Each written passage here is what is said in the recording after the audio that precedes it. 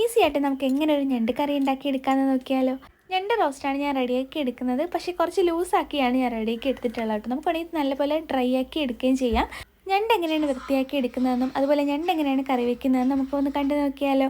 ഒരു 2 table spoon sunflower ഓയിലോ അല്ലെങ്കിൽ കോക്കനട്ട് ഓയിലോ ചേർത്ത് കൊടുക്കാം. അതിലേക്ക് ഒരു 2 സവാള ചെറുതായിട്ട് അരിഞ്ഞിട്ട് ചേർത്ത് കൊടുക്കാം. അതിലേക്ക് ആവശ്യത്തിന് ഉപ്പ് ചേർത്ത് കൊടുക്കാം. കുറച്ച് മഞ്ഞൾപ്പൊടി ചേർത്ത് കൊടുക്കാം. ഇനി ആ സവാളയൊക്കെ നന്നായിട്ടൊന്ന് വാടി വരുന്നവരെ നമുക്ക് വെയിറ്റ് ചെയ്യാം. അതിനുശേഷം ഞാനൊരു തക്കാളി 2 പച്ചമുളകും എടുത്തിട്ട് മാറ്റി വയ്ക്കുന്നുണ്ട്.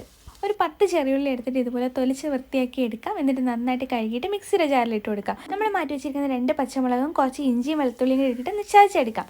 ഒരു തക്കാളി എടുത്തിട്ട് ചെറുതായിട്ട് അരിഞ്ഞിട്ട് ഇതുപോലെ സവാളയിലേക്ക് ഇട്ട് കൊടുക്കാം.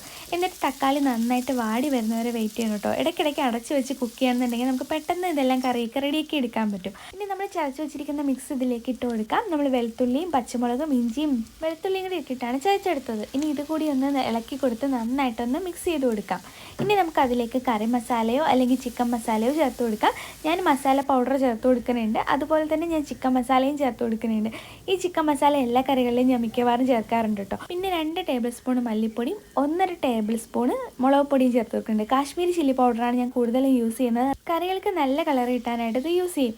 അപ്പോൾ ഞാൻ അതിലേക്ക് കുറച്ച് വെള്ളം കൂടെ ഒഴിച്ചിട്ട് നന്നായിട്ട് അടച്ച് വെച്ച് വേവിക്കാൻ വെക്കുന്നുണ്ട്. ആ ഒരു സമയം കൊണ്ട് ഞാൻ ഞണ്ട് വൃത്തിയാക്കി എടുക്കുന്നുണ്ട്.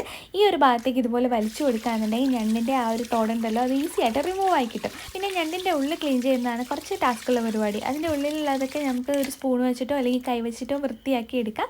എന്നിട്ട് ഞാൻ ഇതിൻ്റെ കൈയൊക്കെ ഉണ്ടല്ലോ അതൊക്കെ ചെറുതായിട്ട് കട്ട് ചെയ്തിട്ട് കൊടുക്കുന്നുണ്ട്. ഇനി നന്നായിട്ട് കൈക്ക് വൃത്തിയാക്കി എടുത്തതിന് ശേഷം കറികളിലേക്ക് ഇട്ട് കൊടുക്കാം.